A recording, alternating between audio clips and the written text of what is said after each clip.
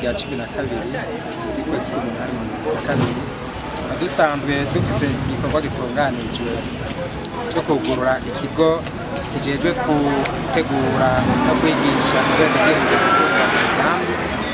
Ico kigo twaciyumviriye dufatiye ku ngorane tubona mu ntara ndetse no mu gihugu cyose aho hari urwaruka bidashoboye kwitunganiriza imigambi kubera ubumenyi buke baba bafise, ariko basanzwe bafise ingabire zo gutegura imigambi no kuba batazi kwinonosora. Tuzobafasha kugira ngo bashobore kuyitunganya neza binonosore, ndetse tubigishe n'ingene nimba ari umugambi bazanye ari wo korora canke wo kurima ingene bawukora neza, tunabahe n'agatabo k'imigambi kanditse neza gakosora.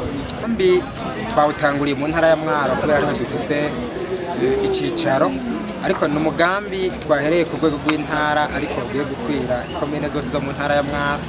Dufise mbere n'ihangiro ko uwo mugambi uzokwira igihugu cyose ndetse no mu makungu hakurira, kubera ko ivyo tugiye kuzokora bikenerwa n'umwene gihugu wese, kandi turabona yuko bizofasha kugira ngo iterambere ry'igihugu cy'igihugu kibomboke, iterambere ry'igihugu ritere rije imbere, maze amakori aboneke zo mu mufuko haronka ifaranga.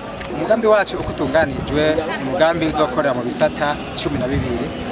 Igisata ca mbere ni igisata cyo gutegura imigambi no kwigisha gutegura imigambi. Ni mu bisata by'ubworozi twashizemo igisata cyo korora ingurube, igisata cyo korora inkoko, igisata cyo korora ifi, igisata cyo korora inkwavu.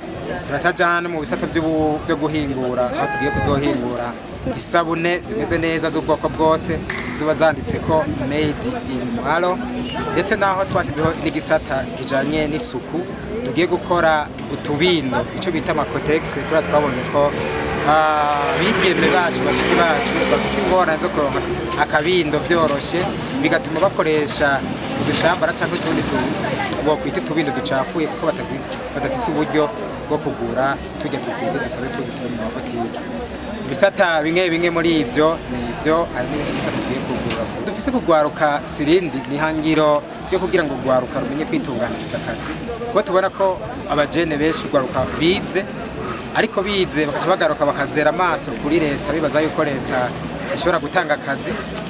Ibambewe nta leta yoshobora guha akazi abantu bose, ahubwo twace dushiraho ubuhinga bwo kubafasha kugira ngo bonyene nabo ari bo bishingira ubuzi, duhawe ubuzi abandi, tubigishe n'ingene bonyene bashiraho ubuzi kugira ngo bagende barahana ubuzi, maze dusahiriza igihugu. Umugambi nyakubahwa mukuru w'igihugu yashize imbere wo gufasha n'abajene kugira ngo habe akazi.